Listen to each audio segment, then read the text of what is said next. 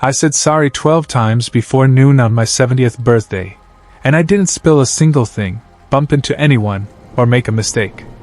I apologized for existing, for breathing, for taking up the smallest sliver of space in a world that had taught me, for 7 decades, that my presence was an inconvenience that required constant penance. The 12th sorry came at the supermarket checkout, and that's when everything changed. But let me back up, because you need to understand how a woman gets to 70 years old and still flinches every time she opens her mouth. You need to see the architecture of erasure, how it's built brick by brick, year by year, until you're living in a prison so familiar you've mistaken it for home. My name is Margaret Eleanor Price. My friends call me Maggie, though I've never corrected the ones who don't. That morning, I woke up at 6:15 like I always do, made my bed with hospital corners sharp enough to slice bread, and stood in front of my bathroom mirror applying the same pale lipstick I've worn since 1982. The woman staring back at me had good bone structure buried under carefully maintained invisibility. Beige cardigan. Sensible slacks.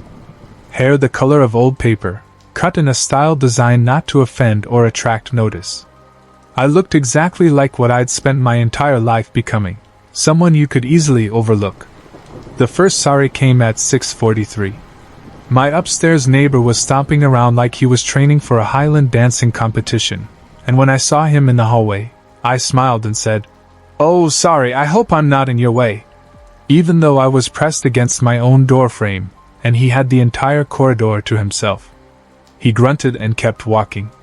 I stood there for a moment, my hand on the doorknob, feeling something I couldn't name yet flutter in my chest like a trapped bird. Sorry, number 2 came at the coffee shop where I've been going for 6 years.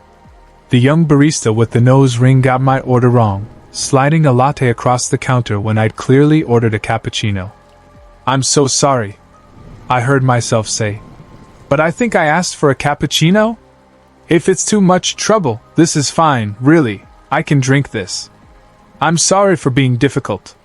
She looked at me with that particular blend of pity and impatience that young people reserve for the elderly who take up too much of their time, and remade my drink while I stood there marinating in shame for having needs. By the time I got to my doctor's appointment at 9:30, I was on sorry number 5. I'd apologized to a man for holding the elevator when he was still 10 feet away. I'd apologized to a woman at the crosswalk for crossing at the same time she did, as if there were a hierarchy I'd violated. I'd apologized to my own reflection in a shop window for getting in my own way. And now, sitting in the waiting room with my questions written neatly on an index card in my purse, I was preparing to apologize for asking my doctor about the concerning symptoms I'd been having for 3 months. Dr. Hassan was a nice enough man, probably 15 years younger than me, with the kind of confident posture that comes from never having to apologize for taking up space. He glanced at my chart while I sat there, hands folded, making myself as small as possible in the examination chair. "How are we feeling today, Margaret?" he asked, not looking up. "I'm sorry to bother you," I began, and I watched his attention drift to his computer screen. "But I've been having some dizziness, and my daughter thought maybe I should mention it, though it's probably nothing. I'm sorry, I know you're busy." He asked 3 perfunctory questions, told me it was likely my blood pressure medication, and I was out the door in 7 minutes. I hadn't mentioned the chest pains. I hadn't mentioned the trouble sleeping. I'd apologized for existing and been rewarded with exactly the care one gives to things that apologize for existing, the bare minimum. But here's what I didn't know that morning as I collected my prescriptions and headed to the supermarket. Somewhere deep in the geology of my soul, tectonic plates were shifting. 70 years of pressure was building toward an earthquake, and I was about to stand at the epicenter and feel everything I'd buried come rising to the surface. The supermarket was running a special on the canned tomatoes I like, and I had a coupon clipped from Sunday's paper. I've always been a careful shopper, the kind of woman who compares unit prices and buys store brands and feels a tiny thrill when she saves $3.47 on her grocery bill. My ex-husband used to call it penny pinching. My children call it Mom being mom, in that tone that sounds affectionate but carries an undercurrent of eye-rolling. I call it surviving 40 years of marriage on a single income while raising 3 kids and never asking for anything for myself. The checkout line was long, snaking back past the magazine rack where they keep the gossip rags and recipe books. I waited patiently, as I always do, my cart organized by weight so nothing would get crushed. When it was finally my turn, I placed my items on the belt with the barcodes facing up to make the cashier's job easier and pulled out my coupon. "I'm so sorry," I said, sliding it across the scanner. "I have this coupon. I hope that's okay. I'm sorry if it's a bother." The cashier, a tired-looking woman about my daughter's age, didn't even look at me. She scanned my items with robotic efficiency, and that's when I noticed she charged me full price for the tomatoes. "Excuse me," I said softly. "I'm sorry, but I think those tomatoes were supposed to be on sale? I'm so sorry to make you check. I'm probably wrong." She sighed with her entire body. "The sale ended yesterday." "Oh, I'm sorry. I must have misread the sign. I apologize." I was reaching for my wallet, preparing to pay the extra $1.75, when I happened to glance back at the aisle. The yellow sale sign was still there, big as life, advertising the very tomatoes in my bag. Something hot flashed through me, something that felt dangerous and forbidden. "Actually," I heard a voice say, and it took me a moment to realize it was mine. "The sign is still up. I'm not wrong." The cashier looked at me, really looked at me, for the first time. I watched her recalculate me, deciding whether I was worth the effort of verification. The people behind me in line were getting restless. I could feel their impatience like radiation. "I'll have to call for a price check," she said in a tone that made it clear this was my fault. And there it was, rising up my throat like bile, automatic as breathing. "I'm sorry." I stopped. The word lodged in my throat like a stone. My mouth was open, the apology was right there, and I physically could not make myself say it. The cashier waited. The people behind me waited. The fluorescent lights hummed overhead, and the pop music on the store speakers sang about being young and free, and I stood there at the checkout on my 70th birthday and did not apologize for being charged the wrong price for canned tomatoes. "Could you please check?" I said instead, and my voice sounded strange to my own ears, firmer somehow, taking up more space in the air. She made the call. The sale was still on. She corrected my bill without another word. I paid and left, and my hands were shaking so badly I could barely push the cart to my car. I sat in the driver's seat for 10 minutes, my groceries warming in the back seat, and I cried.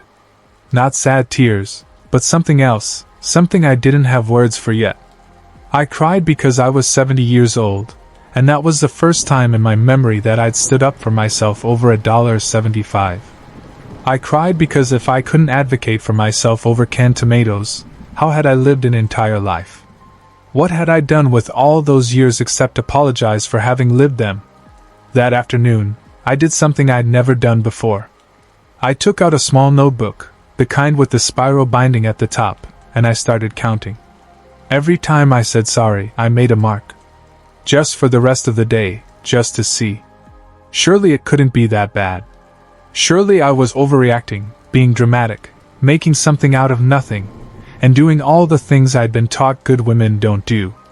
By 8 o'clock that night, I had 27 marks.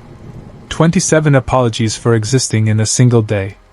I apologized to the mailman for having mail. I apologized to my neighbor's dog for walking past it.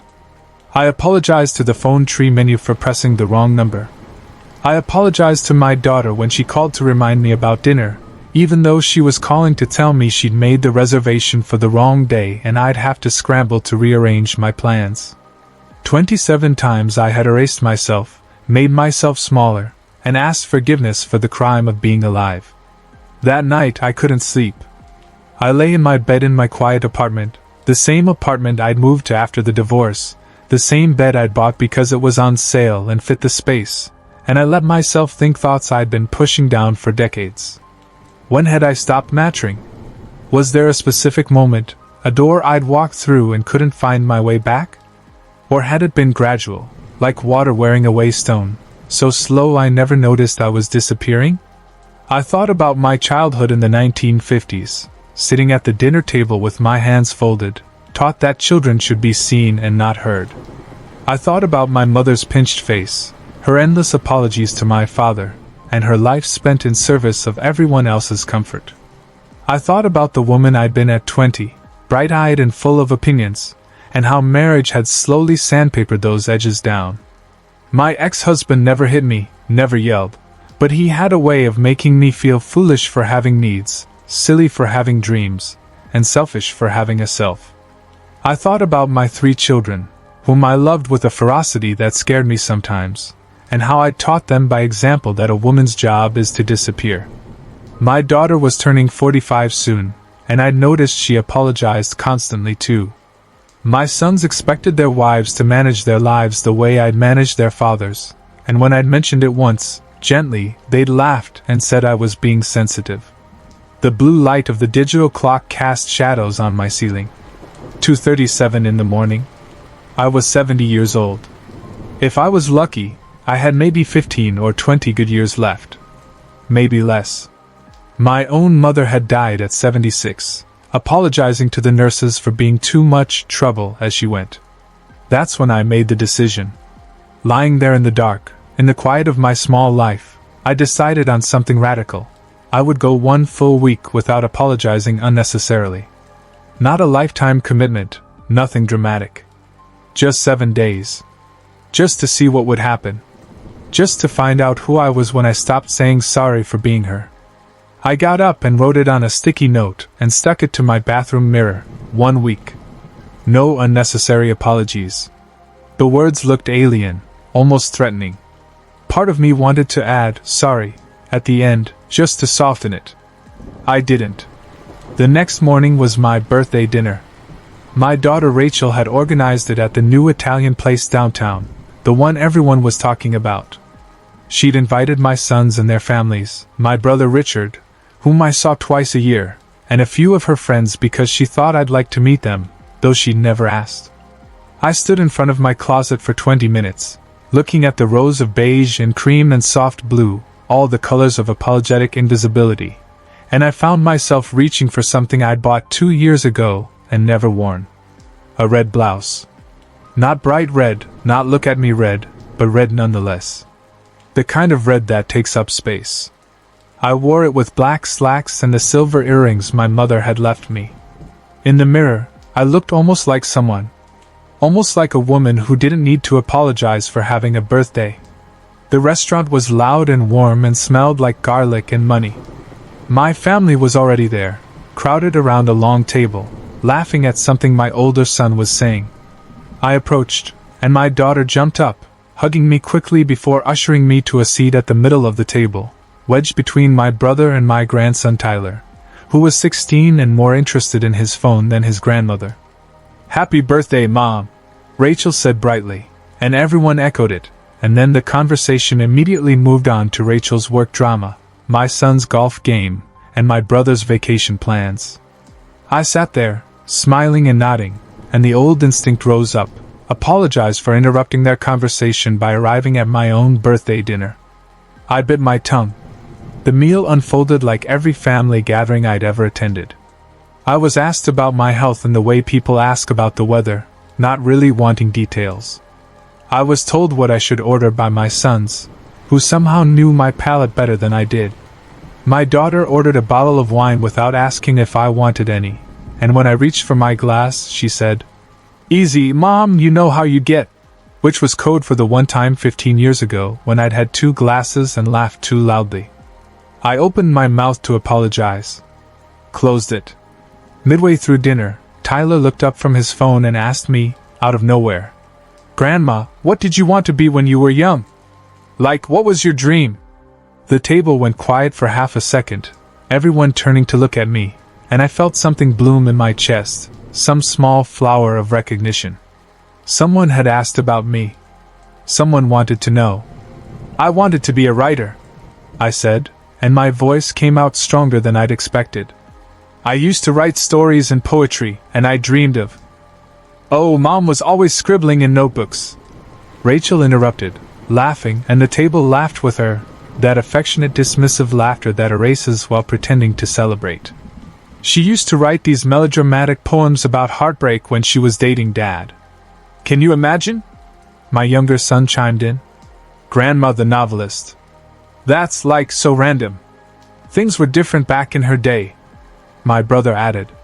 Women didn't really have those options. They kept talking, weaving jokes and memories around me like I wasn't there, like I hadn't just tried to answer a question someone had asked. I sat there, invisible in my red shirt, and I felt the apology building. Sorry for speaking, sorry for having dreams, sorry for existing in a way that wasn't convenient for their narrative. And then something in me cracked. Not broken. Cracked. Like ice on a winter lake, that first fracture means the whole surface is about to give way. I opened my mouth and nothing came out. No sorry. No excuse. No apology for taking up space at my own birthday dinner. I just sat there, my hand gripping my fork, my heart hammering against my ribs, and I let the silence stretch. Let them notice I wasn't laughing. Let them see the crack. Rachel noticed first. Mom? Are you okay? I looked at her, really looked at her, this daughter I'd raised to be strong and independent, who'd somehow still learn to interrupt and dismiss and take up all the space her mother had vacated. I looked at my sons, my brother, and my grandchildren, and I saw 70 years of my own erasure reflected back at me. I'm fine, I said quietly. But I wasn't. And for the first time in my life, I didn't apologize for it. The dinner ended with cake and a gift card to the bookstore, practical and thoughtful and completely impersonal. They hugged me goodbye and reminded me about Thanksgiving plans I'd apparently already agreed to, though I had no memory of being asked. I drove home alone, still in my red shirt, and I sat in my car in the parking lot of my building, and I made a promise to myself. 1 week without unnecessary apologies. 7 days of not saying sorry for existing. It seemed impossible. It seemed terrifying. It seemed like the most important thing I'd ever done. I was 70 years old, and I was about to discover who I'd been beneath all those apologies. But here's what I need you to think about, what I need you to ask yourself right now, before we go any further down this road together. How many times today did you apologize for something that wasn't your fault? How many times did you make yourself smaller to make someone else more comfortable? How many times did you say sorry for existing? And here's the harder question, the one I'm still learning to ask myself. If you stopped apologizing for being alive, who would you become? Monday morning, 6:47, and I was standing in front of the coffee shop counter preparing to commit what felt like an act of revolution. The young barista with the nose ring was making my drink, and I could see from where I stood that she'd grabbed the wrong milk. Oat instead of regular. My hands were trembling. My throat was dry. Every cell in my body was screaming at me to apologize in advance, to make this easy, to be the good woman I'd been trained to be. But that sticky note on my bathroom mirror had said 1 week, and I was 23 hours in. She slid the cup across the counter. Cappuccino, she announced, already turning to the next customer. Excuse me, I said, and my voice came out stronger than I expected. I ordered regular milk, not oat. She turned back, annoyed. Are you sure? And there it was, the invitation to doubt myself, to apologize for being certain about what I'd said 60 seconds ago. The old Margaret would have crumbled. Would have said, "Oh, maybe I misspoke. I'm so sorry. This is fine. I can drink this. I'm sure," I said. She stared at me for 3 full seconds, recalculating, and then she remade my drink without a word. When she handed it back to me, I said thank you and walked out, and I swear to you, my legs were shaking like I'd just robbed a bank. This was what 70 years of conditioning had done to me. Standing up for a coffee order felt like jumping out of an airplane. But here's what I didn't expect. It felt good. Terrifying, yes, but good. It was like I'd been holding my breath for 7 decades and had finally remembered how to exhale. I sat in my car and took out my notebook. Day 2 of tracking. I put a star next to coffee shop and wrote, "Did not apologize for wrong order. Survived. Coffee tastes better." Then I looked at the rest of my day, the ordinary Tuesdays stretching ahead of me, and I realized I had no idea how to move through the world without apologizing for being in it. I was about to find out. The grocery store was my next test. I needed produce, and there's something about the produce section that brings out competitive behavior in suburban shoppers. People guard their territory around the organic kale like it's the last helicopter out of Saigon. I approached the tomatoes, the good heirloom ones that actually taste like something, and I took my time. Squeezed them gently, checked for soft spots, and compared prices. Behind me, I could feel her before I saw her. A woman in expensive athleisure were radiating impatience like heat off asphalt. The old Margaret would have sensed that energy and immediately apologized, grabbed whatever was closest, and scurried away. But the new Margaret, the one who was 29 hours into not apologizing unnecessarily, kept shopping. I took another tomato. Examined it. Put it in my bag. "Some of us have places to be," the woman said, loud enough to ensure I heard it. My heart started hammering. Confrontation. Direct confrontation. Every instinct I had was screaming at me to apologize, to defer, to make myself invisible. I turned around and looked at her. Really looked at her. She was maybe 55, with that tight-faced look that comes from too much Botox and too little joy. She had the confidence of someone who never been told no in her life. "I'm shopping," I said simply. "You can reach around me if you need something." Her mouth actually fell open. I turned back to my tomatoes, finished my selection, and moved on. My hands were shaking so badly I had to grip the cart to steady them, but I'd done it. I'd refused to apologize for existing in a space I had every right to occupy. In the checkout line, I kept my notebook on top of my purse like a talisman. No apologies for using coupons. No apologies for taking too long to pack my bags. No apologies for existing. By the time I got home, I felt like I'd run a marathon.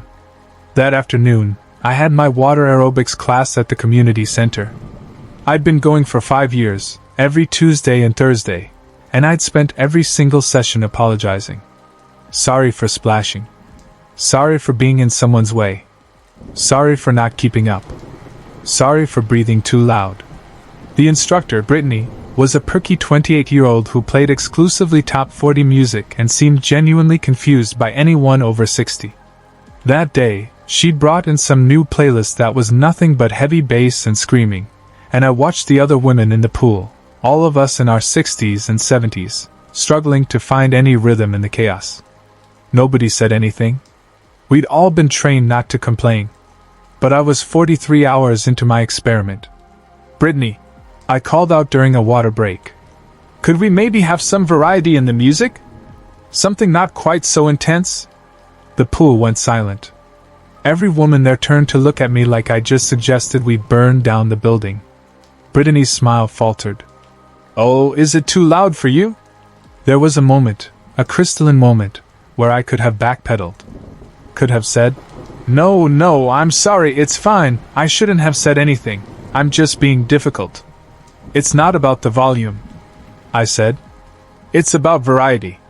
Some of us might enjoy music from our own era. Music we can actually move to." And then something magical happened. Dorothy, 73 years old and built like a fire hydrant, said, "Actually, I agree. I have no idea what this music even is." Then Linda chimed in. Then Patricia. Within 30 seconds, every woman in that pool was nodding, and Brittany, suddenly outnumbered by a coalition of senior women who'd found their voices, agreed to create a more varied playlist for next time. In the locker room afterward, Dorothy grabbed my arm. "I've been wanting to say something about that music for months," she whispered.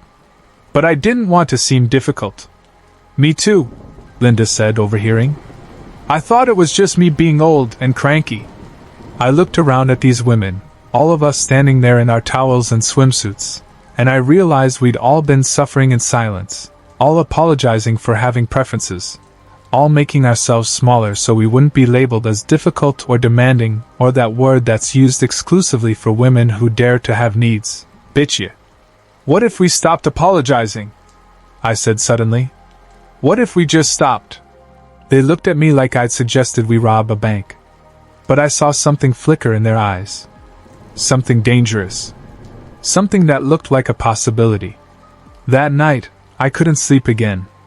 I lay in bed running through the day's interactions, counting the times I'd almost apologized and caught myself. 17 times. 17 moments where my mouth had opened to say sorry and I'd forced it closed.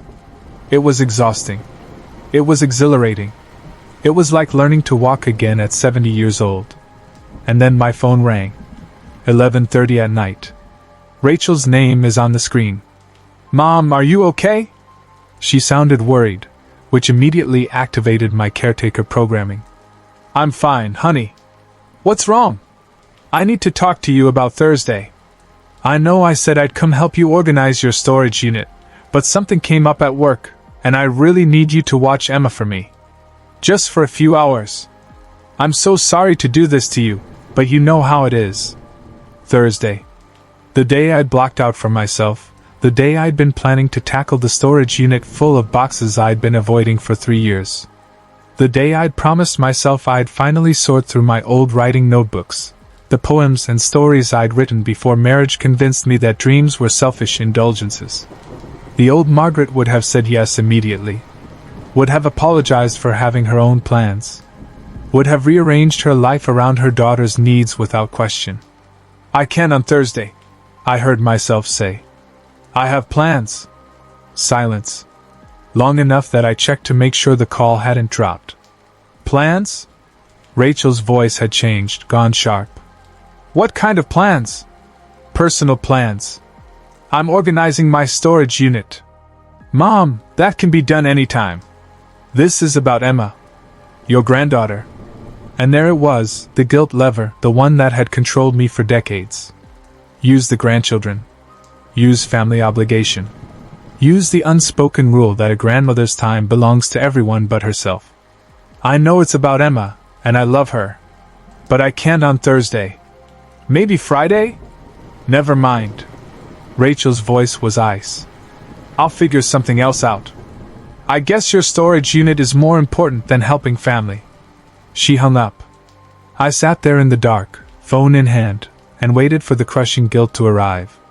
It came, right on schedule, a wave of it, telling me I was a bad mother, a bad grandmother, and a selfish old woman who was choosing dusty boxes over her family. But underneath the guilt, something else was emerging. Something that felt like anger. Why was my time less valuable than Rachel's? Why was it assumed that I had nothing but availability, that my plans were always negotiable while hers were sacred? When had I agreed to this contract that said my life was permanently on call for everyone else's convenience? I didn't sleep that night. Instead, I did something I hadn't done in years. I took out one of my old notebooks, the kind I used to fill with words and dreams, and I started writing. Not about the past. About this, about right now, about what it felt like to be 70 years old, and just beginning to discover that I had a voice. The words came slowly at first, rusty from disuse. But then they started flowing, and I wrote until 3 in the morning, until my hand cramped and my eyes burned, and when I finally stopped, I had 5 pages of raw, honest truth about what it means to spend your entire life apologizing for existing. Wednesday morning brought a new challenge, and it came wearing a white coat and carrying a clipboard. My follow-up appointment with Dr. Hassan. I'd prepared for this one. I'd written down every symptom I'd been too apologetic to mention last time. The dizziness, yes, but also the chest pains, the trouble sleeping, and the way my left arm sometimes went numb. I'd done my research. Probably nothing serious. Probably just age, but worth mentioning. Worth taking seriously. The medical assistant took my vitals with efficient disinterest. Blood pressure slightly elevated. Weight steady. Heart rate normal. "The doctor will be with you shortly," she said, which in medical speak means anywhere from 15 minutes to next Tuesday. I waited in the examination room, my list of symptoms clutched in my hand like a permission slip. The walls were covered in cheerful posters about colonoscopies and mammograms, all featuring smiling older women who looked delighted to be discussing their health. None of them looked like they apologized for having bodies that dared to malfunction. Dr. Hassan came in at the 23-minute mark. "Margaret, good to see you. Blood pressure's a bit high. How are we feeling? I need to tell you about some symptoms," I said before he could settle into his usual perfunctory examination. "I've been having chest pains, intermittent numbness in my left arm, and some shortness of breath that's not related to exertion." He looked up from his computer. Really looked up. "How long has this been going on?" 3 months. I tried to mention it last time, but I didn't explain it well. He was quiet for a moment, and I watched him recalculate me, this apologetic old woman who suddenly wasn't apologizing, who was listing concerning cardiac symptoms with clarity and confidence. "Let's do an EKG," he said. "Right now." The test took 15 minutes. The results took longer. When he came back in, his face was serious. "Margaret, your EKG shows some irregularities. Nothing immediately dangerous, but enough that I want you to see a cardiologist. I'm going to put in a referral today." My first instinct was to apologize for being a bother. My mouth opened. The sorry was right there. I swallowed it. "Thank you," I said instead. "I appreciate you taking this seriously." As I left the office, referral paperwork in hand, I realized something that made my hands shake. If I'd kept apologizing, if I hadn't insisted on being heard, I might have let these symptoms go until they became a crisis. My lifetime habit of apologizing for having needs had almost cost me my health. How many other women, I wondered, had apologized themselves into medical neglect? How many had died saying sorry? That afternoon, I did something impulsive. I called the community center and asked about renting their small meeting room. Thursday evening, 2 hours, just to see if anyone was interested. The woman on the phone asked what kind of meeting. "It's a discussion group," I said. "For women who want to stop apologizing unnecessarily." "Oh," she said, and I could hear the smile in her voice. "Good for you. The room's yours." I made flyers on my computer, printed them at the library, and posted them at the community center, the coffee shop, the grocery store, and anywhere women over 50 might see them. "Stop apologizing for existing," they read. "Discussion group for women 55 plus. Thursday, 6 p.m., Community Center Room B, free. Come as you are." Rachel didn't call me back. Wednesday night became Thursday morning, and my phone stayed silent. The guilt was still there, but it was quieter now, drowned out by something that felt dangerously like determination. Thursday afternoon, I went to my storage unit. 3 years of boxes, most of which I'd been apologizing for keeping. Sorry for taking up space. I'd thought every time I paid the monthly fee. Sorry for not being able to let go. I opened the first box and found my old notebooks. Dozens of them, filled with stories and poems from my 20s and 30s. Before marriage taught me that creative ambition was selfish, that women who wanted to be writers were delusional, and that practical women raised families and kept clean houses and didn't waste time on silly dreams. I sat on the concrete floor of that storage unit and read my own words, and I grieved for the woman who'd written them. She'd been so alive, so full of voice, so unapologetic about taking up space on the page. Where had she gone? When had I decided that her dreams were worth less than everyone else's comfort? I packed 5 notebooks into my bag. The rest could wait. I had somewhere to be. The community center meeting room was small, with fluorescent lights and stackable chairs and a faint smell of old coffee. I'd asked for it to be set up for 20 people, optimistic but realistic. At 5:55, I was alone, arranging chairs and wondering if I'd just made a complete fool of myself. At 6:03, Dorothy from Water Aerobics walked in. At 6:07, a woman I'd never met appeared, clutching my flyer. By 6:15, there were 18 women in that room. 18 women between the ages of 55 and 82, all of them looking at me with a mixture of hope and skepticism, all of them wondering if I had something they needed. I stood up, and my legs were shaking, but my voice was steady. "My name is Margaret, and I'm 70 years old. Last Monday I realized I'd said, sorry.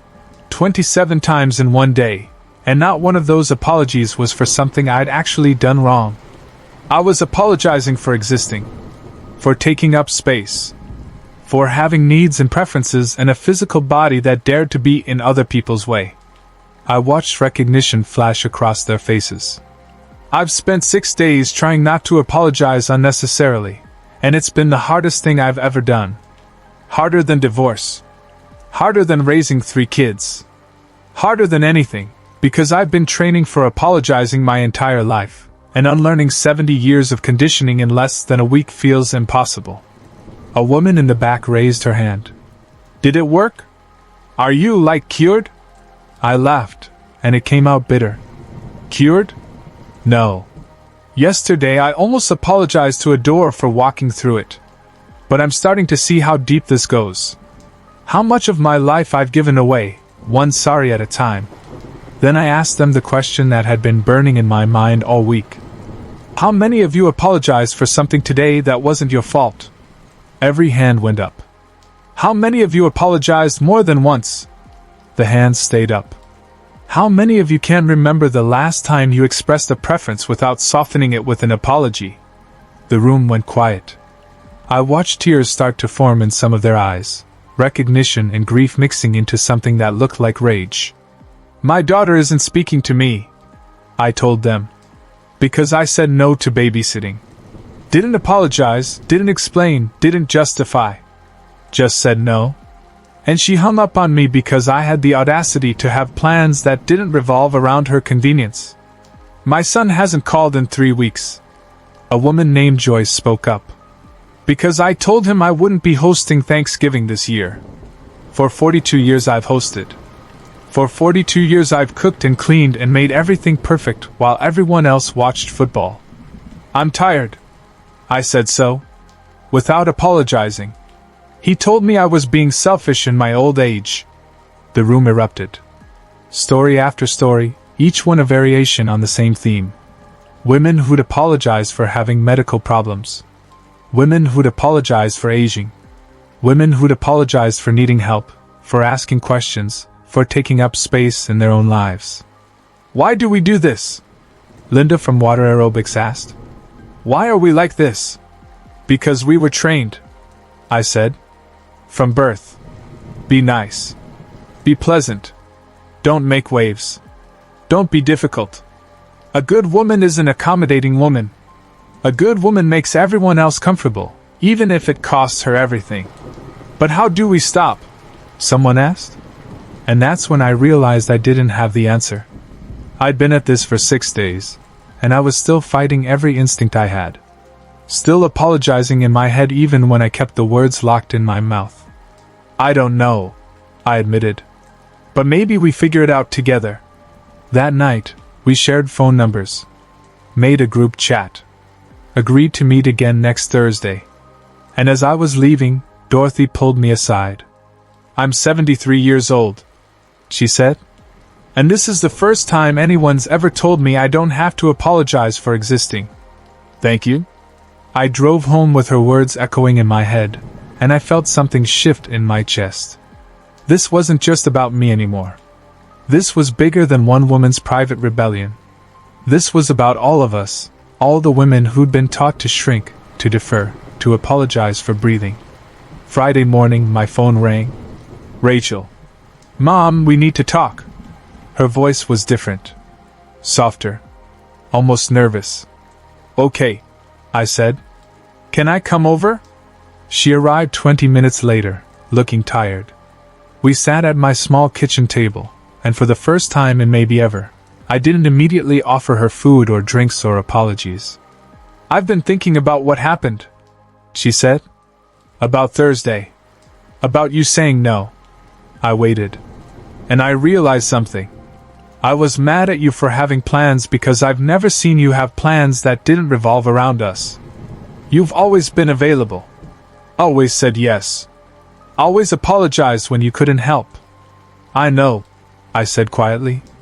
And I've been taking advantage of that. We all have. Me, Jason, and Michael. We treat your time like it doesn't matter because you've taught us it doesn't matter. Hearing my daughter say it out loud felt like being flayed open. But here's what really got me, she continued, and her eyes were bright with tears. I'm turning 45 next month, and I realized I apologize for everything too. Constantly. At work, at home, with Emma's teachers. I apologize for having opinions, for taking up time in meetings, and for asking my husband to help with his own daughter. I learned it from you, Mom. You taught me how to make myself small. My chest felt tight. I'm sorry, I started to say, and then I stopped myself. No. I'm not going to apologize for that.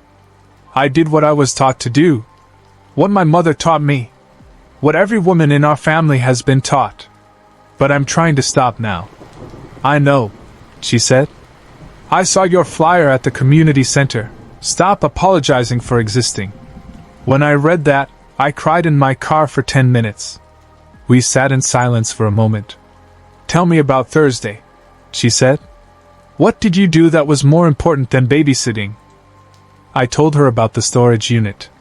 About my old notebooks. About the woman I used to be who wrote stories and dreamed of being published. About how marriage and motherhood had slowly convinced me that those dreams were selfish, foolish, and embarrassing. I didn't know you wanted to be a writer, Rachel said softly. Neither did I said. I'd forgotten. Apologized. It's right out of my memory. She picked up one of the notebooks I'd left on the counter, the one I'd been reading the night before. She opened it carefully, like it might crumble. Mom, these are good. Really good. Why did you stop? And there it was, the question I'd been avoiding for 40 years. Because your father told me I wasn't talented enough to waste time on it. Because I had 3 kids and a house to manage. Because good mothers don't have creative ambitions. Because I apologized for wanting something for myself, and then I just stopped wanting. Rachel was crying now, really crying. I'm so sorry, Mom. Don't, I said. Don't apologize. That's the whole point. We have to stop apologizing for each other's choices and start making our own. She stayed for another hour. We talked about her life, her own patterns of apologizing, and the way she'd been teaching Emma to do the same thing. To be nice. To be accommodating. To apologize for having needs. I don't want that for her, Rachel said.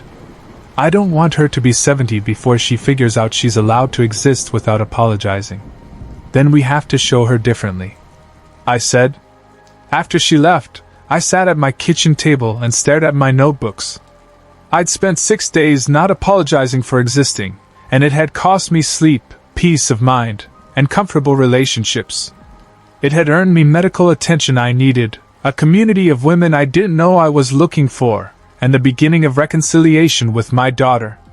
But the biggest thing it had given me was this, a glimpse of who I might have been if I hadn't spent 70 years saying sorry. Saturday morning, I did something I hadn't done since 1983. I sat down at my computer, opened a blank document, and started writing. Not in a notebook, hidden away where no one would see, but on a computer, with the intention of being read. I wrote about apologizing, about invisibility, about the specific prison that women my age inhabit, built from a lifetime of making ourselves small. I wrote for 3 hours straight, and when I finished, I had a 2,000-word essay that was raw and honest and probably terrible, but it was mine.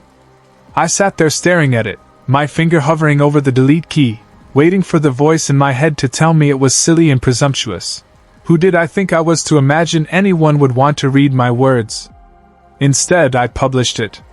Posted it to a blog I created on the spot and shared it in our group chat with the women from Thursday. Within an hour, I had responses. Dorothy, I felt this in my bones. Joyce, you put words to what I couldn't say. Linda, can I share this with my daughter? By Sunday morning, my blog post had been shared 73 times. Women I'd never met were commenting, telling their own stories, and adding their own tallies of unnecessary apologies. You've started something. Dorothy texted me. Something important. But while this small revolution was brewing online, my family was fracturing in real time. My oldest son Jason called Sunday afternoon.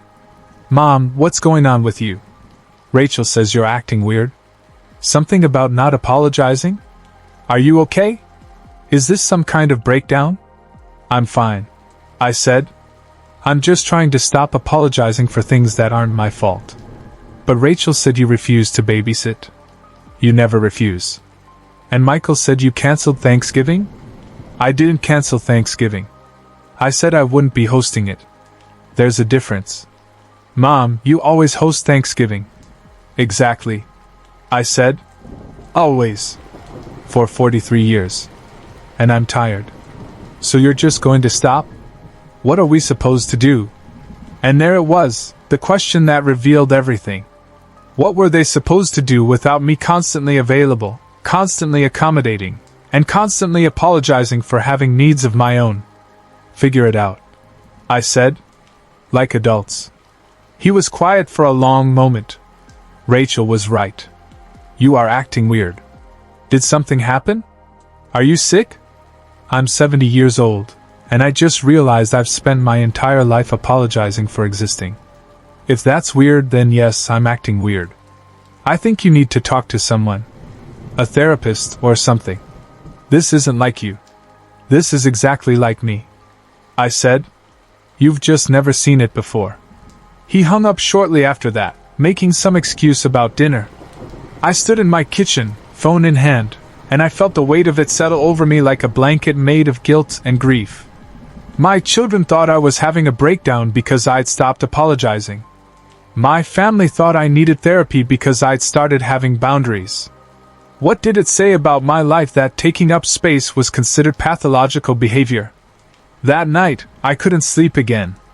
I lay in bed running through every interaction, every choice, every moment where I'd chosen myself over someone else's comfort. The doctor's appointment. The water aerobics music. Saying no to Rachel. Refusing to apologize to Jason for having needs. Each one felt like a tiny rebellion. Each one felt like freedom. But each one also felt like I was losing something. My children's easy affection. My role as the family glue. My identity as the woman who made everything easy for everyone else. Who was I if I wasn't the apologetic one? If I wasn't the accommodating one? If I wasn't the one who made myself small so everyone else could be bigger? At 2 a.m, I got up and read through my old notebooks again. Looking for her, the woman I'd been at 25 who filled pages with fierce, unapologetic words. She'd been so certain of herself, so confident in her voice, so sure that she had something worth saying. Where had she gone? No, that wasn't the right question. The right question was, why had I buried her? And the answer, when it came, was devastating in its simplicity. Because everyone told me to. Because apologizing was easier than insisting. Because making myself small was safer than demanding to be seen. Because I was a woman, and women who take up space are punished for it in 1,000 subtle ways. Monday morning marked 1 full week.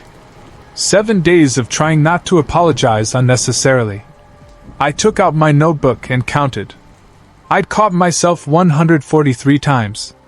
143 moments where I'd almost apologized and forced myself not to. 143 tiny battles against 70 years of conditioning. I'd also made 17 actual apologies. Real ones for things that were actually my fault. For accidentally bumping someone. For forgetting an appointment. For interrupting. These apologies felt different. They felt genuine, not like offerings of my own erasure.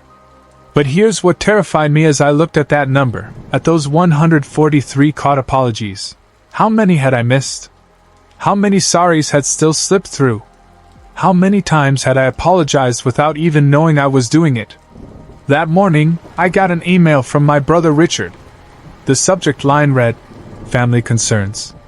The email was long and diplomatic and essentially said that everyone was worried about me, that my recent behavior was concerning, and that perhaps I should consider seeing someone about this phase I was going through.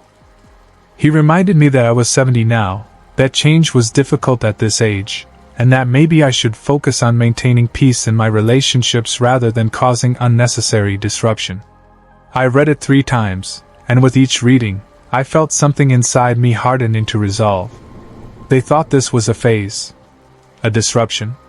Unnecessary trouble. They thought I should apologize for not apologizing. I hit reply and typed, "Thank you for your concern. I'm not having a breakdown. I'm having a breakthrough. There's a difference."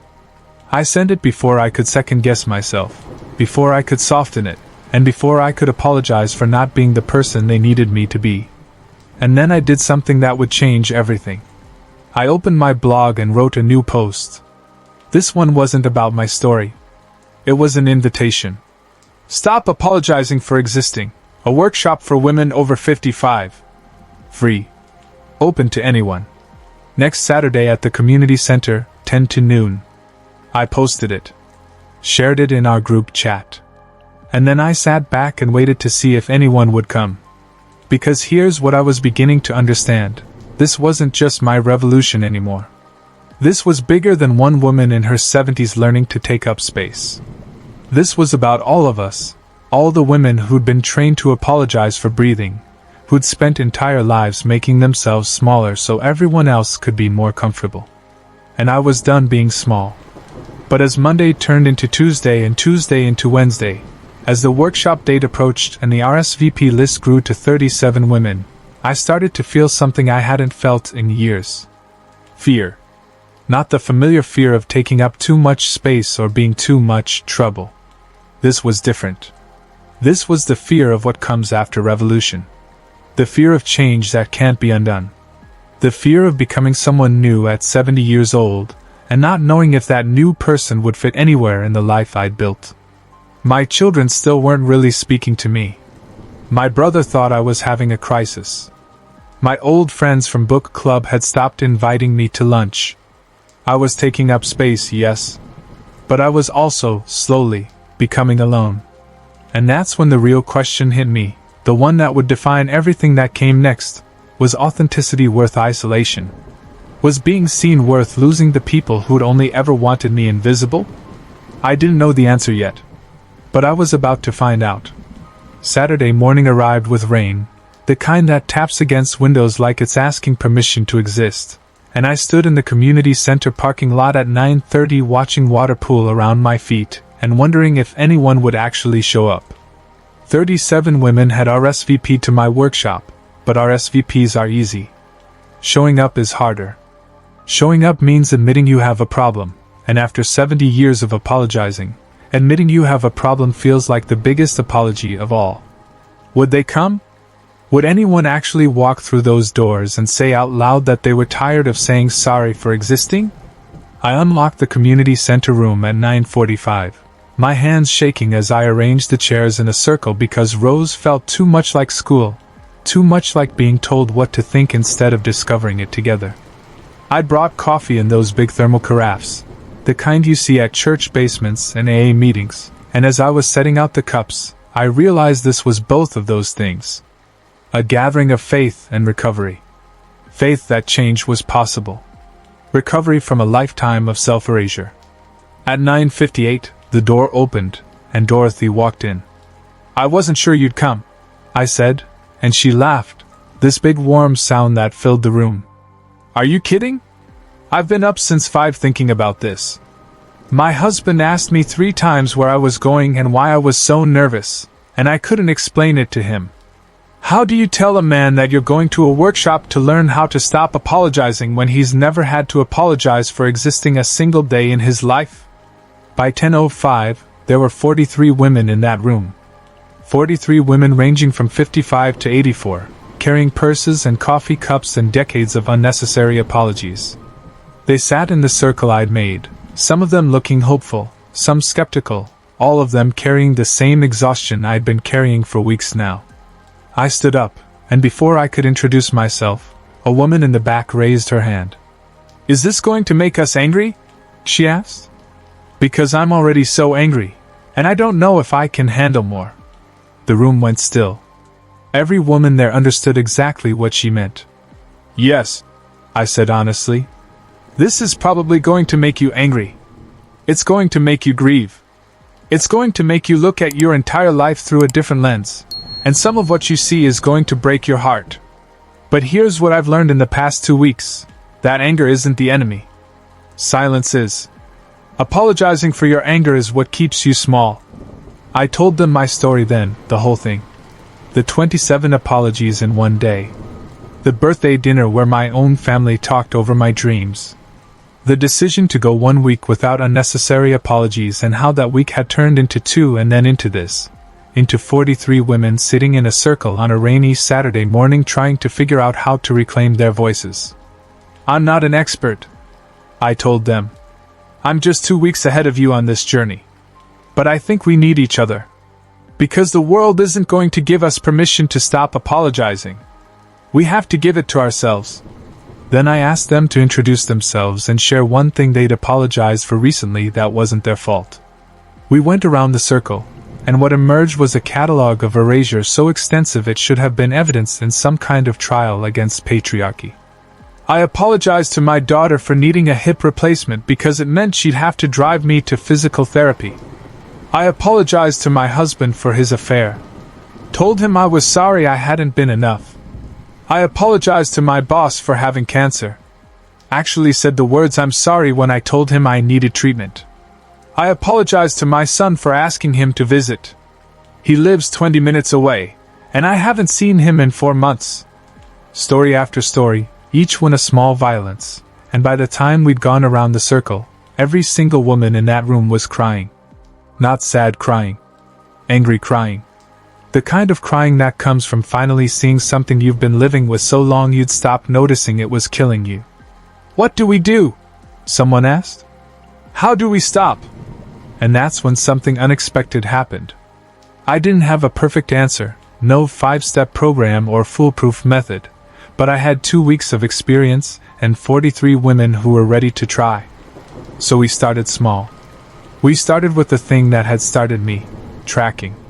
For 1 week, I said, I want you to count every time you apologize. Don't try to stop yourself yet.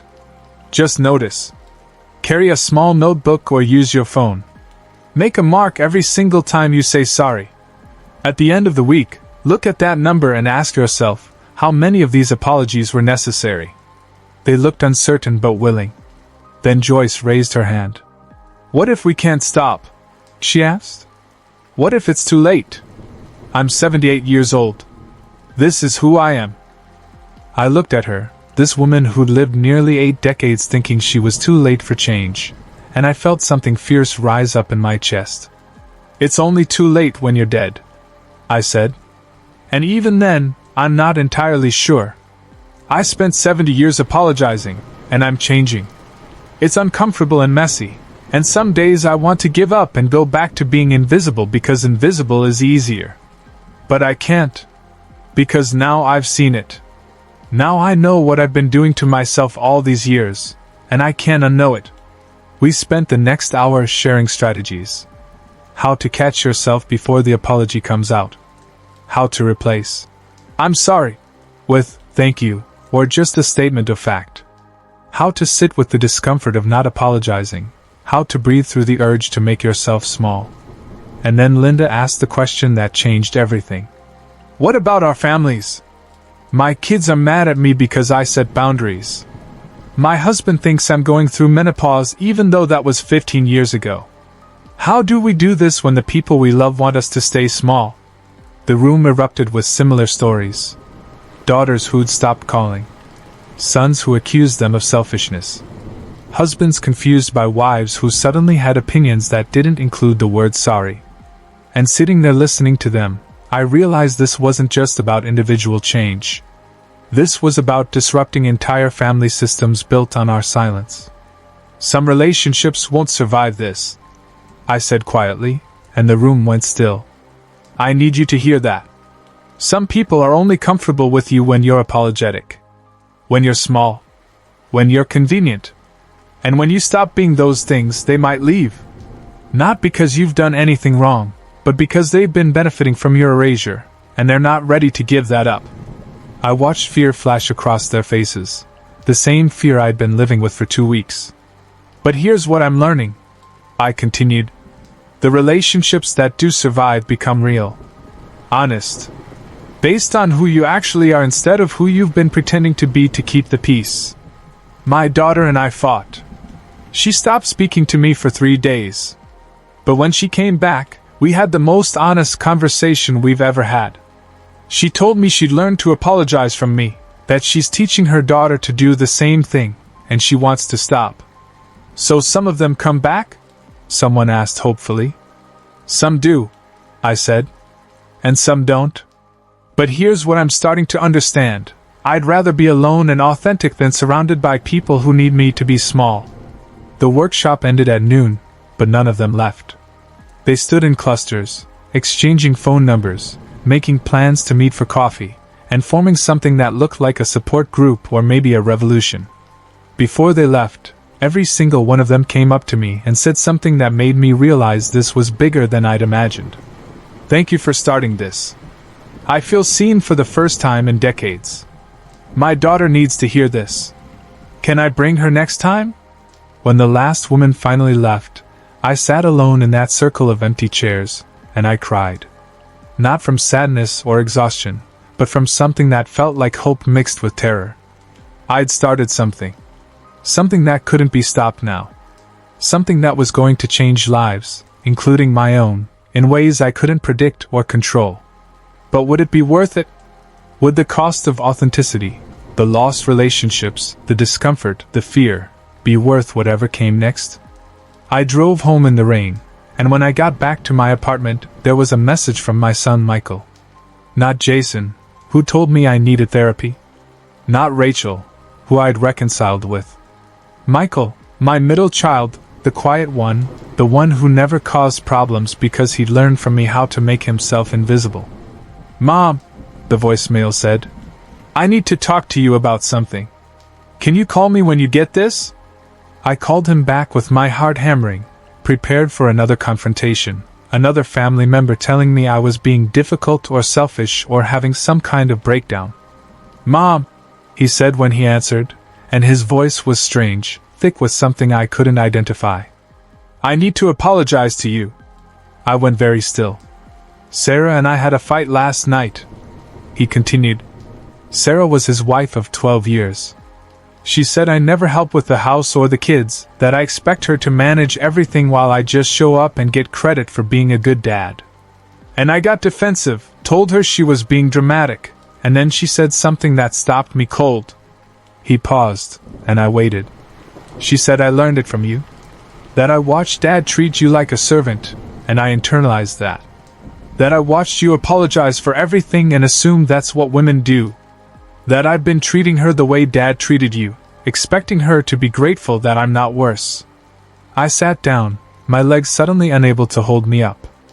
And she's right, Mom. She's completely right. I've been a terrible husband because I learned from a terrible example. And the worst part is, you apologized your way through it. You made it look normal. You made it look like love. Michael, I started to say, and he interrupted me. No, let me finish. I called to apologize, but also to tell you something. I understand now why you stopped apologizing. Why you're changing. Because if you hadn't, I would have kept thinking that's how marriage works. That's how women are supposed to be. But you're showing me something different. Something better. And I'm grateful, even though it's uncomfortable as hell to realize I've been wrong for 12 years. After we hung up, I sat on my couch for an hour just staring at nothing, processing what had just happened. My son had seen me. Really seen me. Not as the apologetic mother he'd always known, but as a woman who'd been slowly erasing herself for his comfort. And instead of being angry about my change, he was grateful for it. Maybe some of them would come back after all. That night, I couldn't sleep again, but this time it wasn't from anxiety or fear. It was from something that felt like energy, like purpose. I got up and wrote another blog post, this one about the workshop, about the 43 women who'd shown up, and about the community we were building.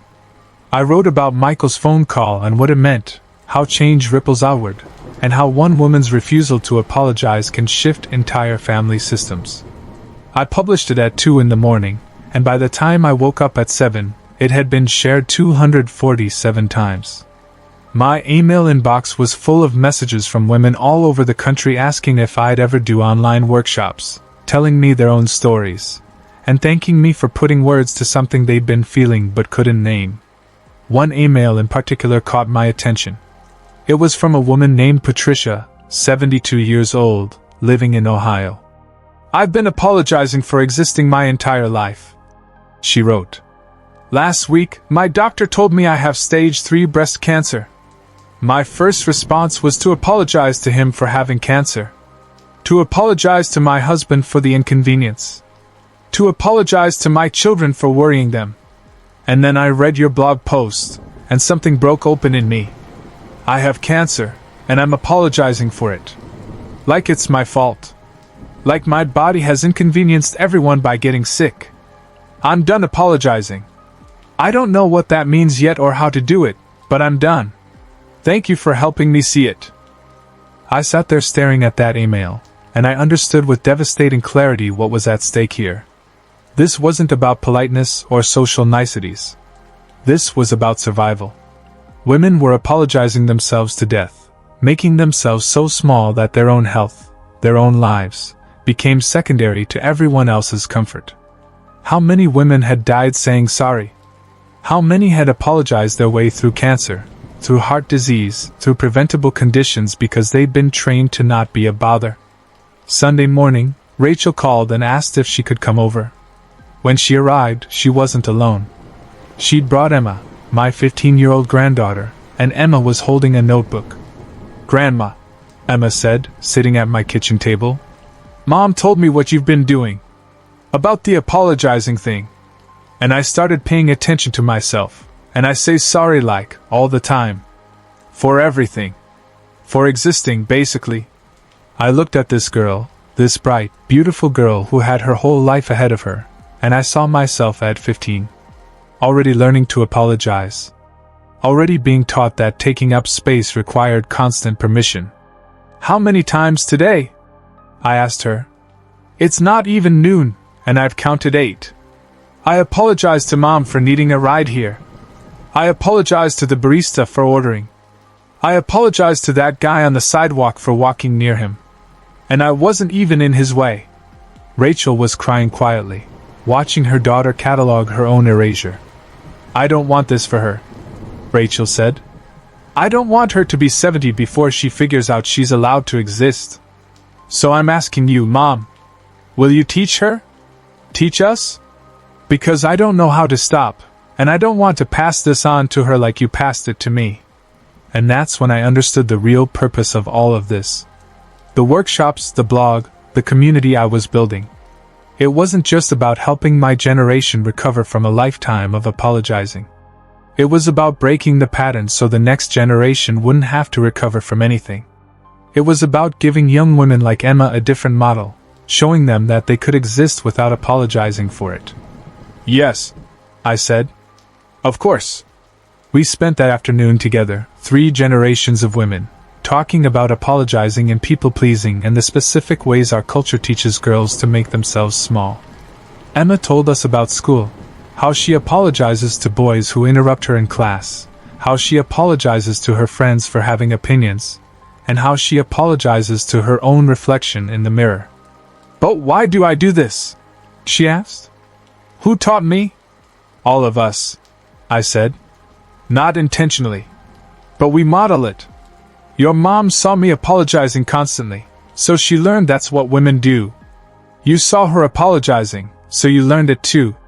It's generational trauma, passed down through example. Can it be stopped?" she asked. I looked at this girl, at her notebook where she'd been tracking her apologies just like I'd taught the women in my workshop, and I felt something fierce and protective rise up in me. "It's being stopped," I said. "Right now. By us. By choosing differently." That week, everything shifted. The workshop women stayed in touch through our group chat, sharing daily tallies, celebrating small victories, and supporting each other through family conflicts. Dorothy reported that she told her husband no for the first time in 48 years of marriage and refused to make dinner one night because she was tired and wanted takeout, and he'd been confused but compliant. Linda had set boundaries with her adult children about unannounced visits. Joyce had sent a letter to her son explaining why she wouldn't be apologizing for having needs anymore. And the community kept growing. Women from the workshop brought friends. Those friends brought daughters. My blog posts were being shared thousands of times.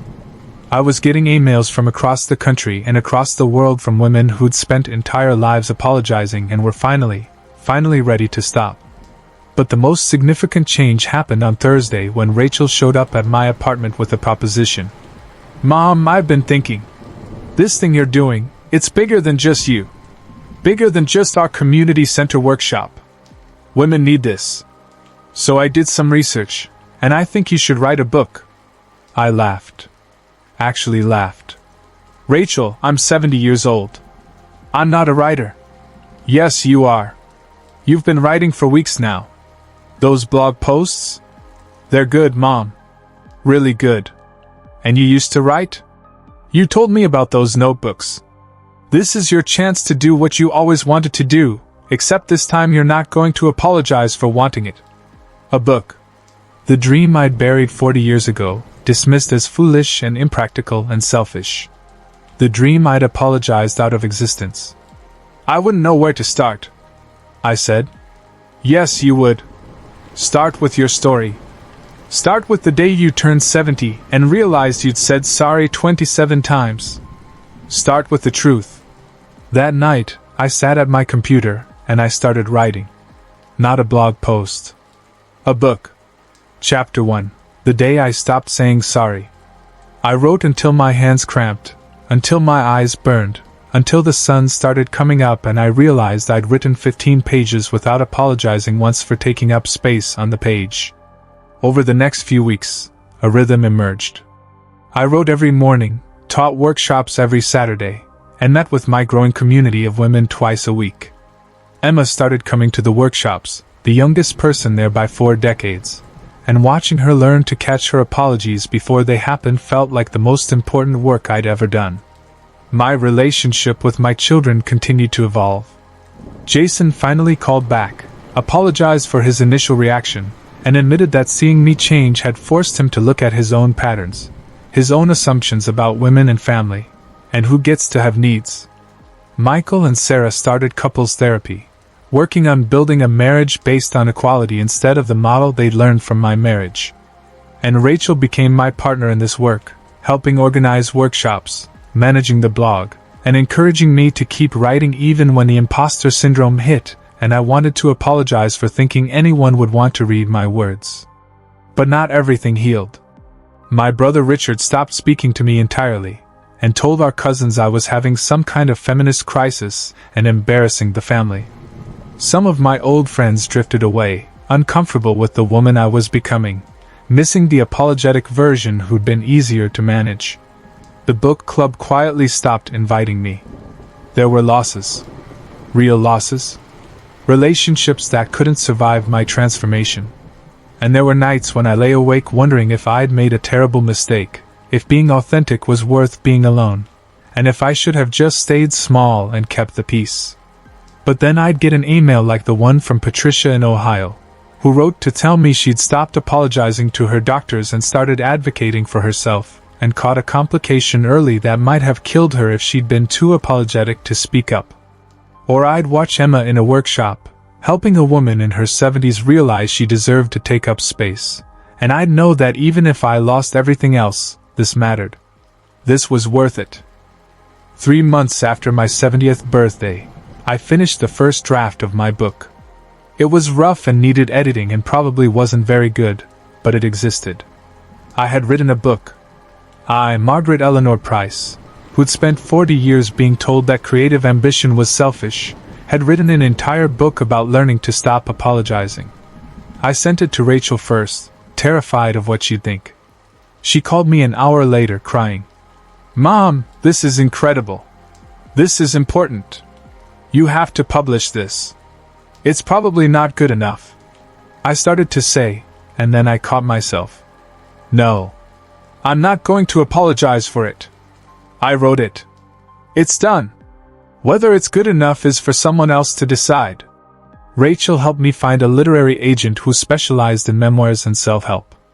I sent the manuscript with a cover letter that didn't apologize once for taking up the agent's time. And then I waited. While I waited, the workshops continued to grow. We'd started with 43 women and now had over 100 regularly attending. We'd expanded to twice a week. Women were traveling from neighboring towns to participate. A journalist from the local paper came to write a feature, and suddenly we were on the news. This community center in suburban America where women over 50 were gathering to learn how to stop apologizing for existing. The attention was uncomfortable. I'd spent 70 years trying to be invisible, and now people were interviewing me, asking me questions, and treating me like I had answers when I was still figuring it out myself. But every time I wanted to apologize for the attention, for taking up space in the news cycle, I'd remember Patricia and her cancer, Emma and her future, and all the women in my workshops who were learning to breathe without saying sorry. The literary agent called 6 weeks later. "I want to represent you," she said. "This book is exactly what women need right now. But I have to ask, are you prepared for what happens if this gets published? Your life will change. Your privacy will be gone. People will have opinions about you, your family, and your choices. Are you ready for that?" Was I ready? I was 70 years old, and I'd just learned how to exist without apologizing. Was I ready to do it on a national stage? "Yes," I said. And I meant it.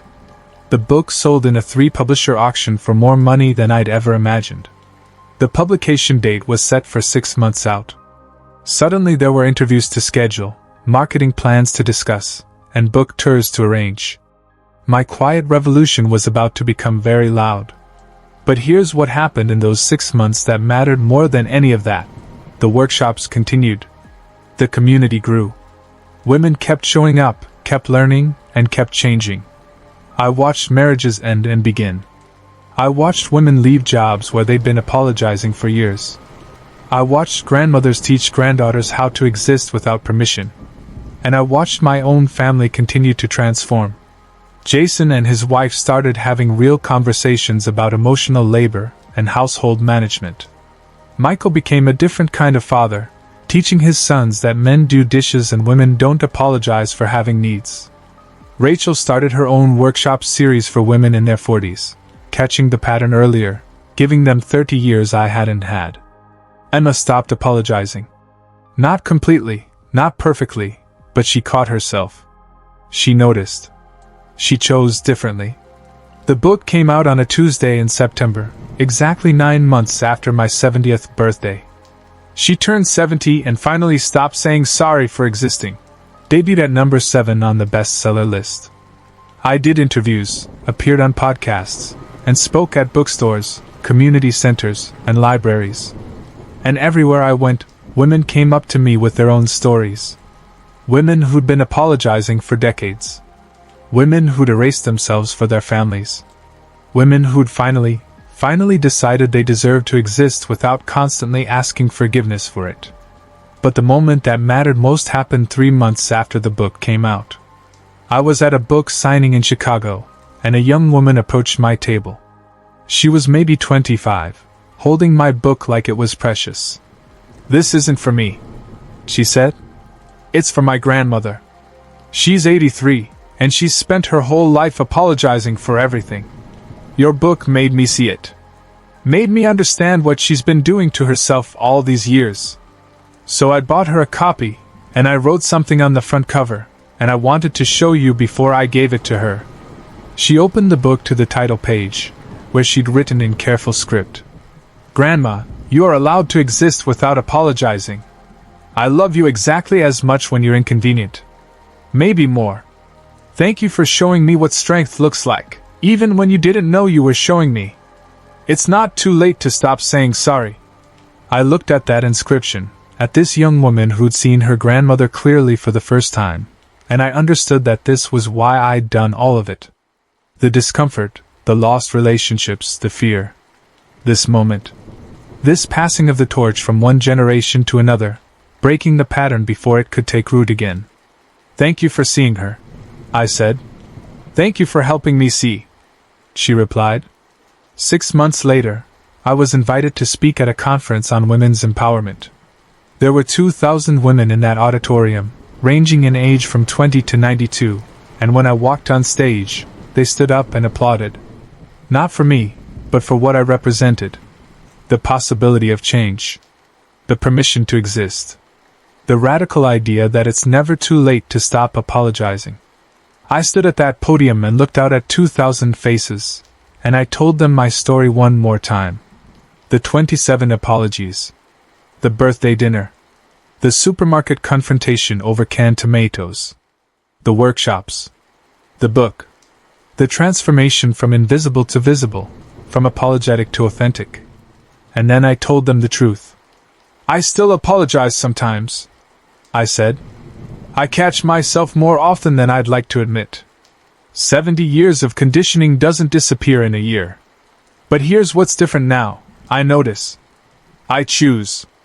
And I'm teaching the next generation to notice earlier, to choose sooner, so they don't spend 70 years giving away their voices one sorry at a time.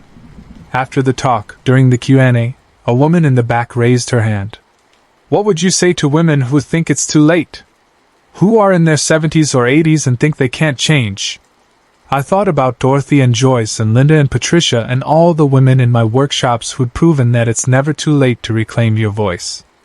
I'd say you're not dead yet, I told her. And as long as you're alive, you have the right to exist without apologizing. It's uncomfortable. It's messy. You might lose relationships. But you'll gain yourself. And at the end of your life, that's what matters. Not how comfortable you made everyone else, but whether you actually lived. The applause that followed was deafening. That night, alone in my hotel room, I took out my phone and scrolled through messages from the women in my workshops. Dorothy had just celebrated her 74th birthday by saying no to hosting a family gathering she didn't want to host. Linda had started dating again after 20 years of being alone, refusing to apologize for wanting companionship. Joyce had reconnected with her son, who had finally apologized for taking her for granted. Emma had been accepted to college with a full scholarship and planned to major in women's studies and wanted to continue the work we'd started. And Rachel had started writing her own book, about unlearning people-pleasing in midlife, about breaking generational patterns before they break you. I thought about who I'd been a year ago, that woman standing in the supermarket apologizing for a coupon, apologizing for existing, counting 27 apologies in a single day, and not even realizing it was killing her. I thought about who I was now. Published author. Workshop facilitator. Grandmother, who'd broken a generational curse. Woman who existed without apologizing. Was I happier? Sometimes yes, sometimes no. Authenticity doesn't guarantee happiness. But it guarantees something better, realness. Presence. The knowledge that whatever life I have left, I'm actually living it instead of apologizing my way through it. I opened my laptop and started writing. Not a book this time. A letter. To the woman I'd been a year ago. The woman who'd spent 70 years saying sorry. Dear Margaret, I wrote, I know you're tired. I know you think this is just how life is, how women are supposed to be. I know you've made peace with your own invisibility because peace is easier than conflict, silence is easier than speaking up. But I need to tell you something you won't believe. It's not too late.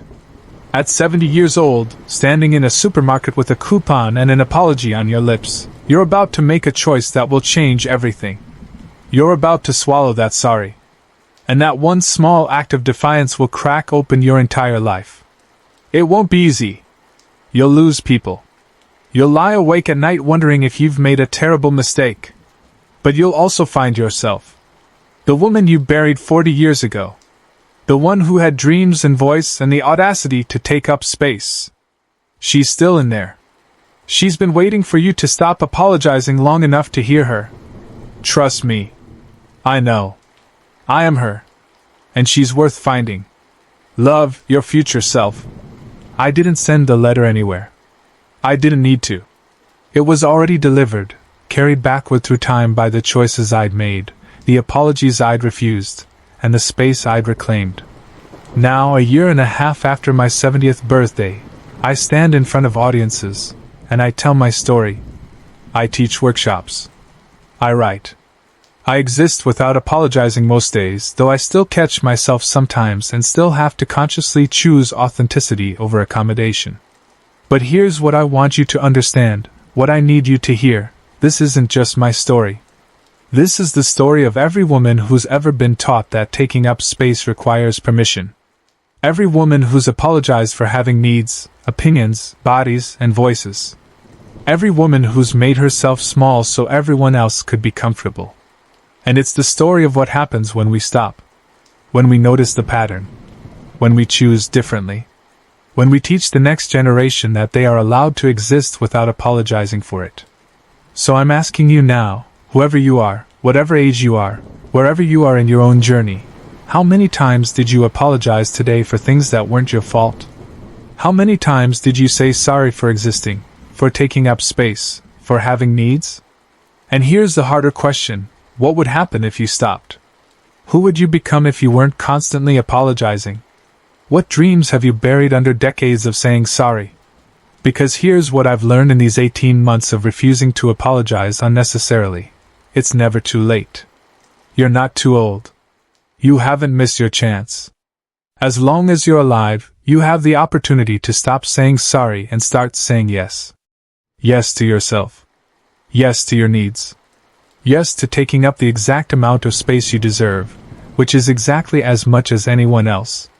The women in my workshops ask me all the time if it's worth it. If authenticity is worth the discomfort, the lost relationships, the fear. And I tell them what I'm telling you now. I don't know what's worth it for you. That's something only you can decide. But I can tell you this. I spent 70 years apologizing for existing, and I don't know how many years I have left. But I know I'm not spending them saying sorry for being alive. I'm 71 now. I have gray hair and wrinkles and a body that moves slower than it used to. I have adult children who are still learning how to relate to a mother who isn't apologetic anymore. I have a granddaughter who's learning early what took me 7 decades to figure out. I have a community of women who are learning together how to exist without permission. And I have myself. Finally. The woman I buried under 40 years of apologies. The writer. The teacher. The person who takes up space without asking forgiveness for it. She was worth finding. And so are you. So here's my challenge to you, my invitation, my call to action. For 1 week, just 1 week, I want you to count your apologies. Carry a notebook or use your phone. Make a mark every time you say sorry. Don't try to stop yourself yet. Just notice. Just see. Because awareness is where change begins. And at the end of that week, I want you to look at that number and ask yourself, how many of these apologies were necessary? How many were just automatic erasure? How many times did I apologize for existing? Then, if you're ready, if you're brave enough, I want you to try something radical. Go 1 day without apologizing for something that isn't your fault. Just 1 day. See what happens. See who you are when you're not constantly saying sorry. And then, whether you succeed or fail, whether it's easy or excruciating, I want you to share your experience. Tell someone. Write it down. Leave a comment on my blog. Send me an email. Join a workshop. Find your community. Because this work isn't meant to be done alone. We've been trained in silence and isolation, taught to apologize for our very existence. But the cure for that isn't more silence. It's speaking up. It's sharing our stories. It's standing together and saying we're done making ourselves small. It's looking at each other and saying, you are allowed to exist without apologizing. You are allowed to take up space. You are allowed to have needs and wants and dreams and a voice that doesn't require constant justification.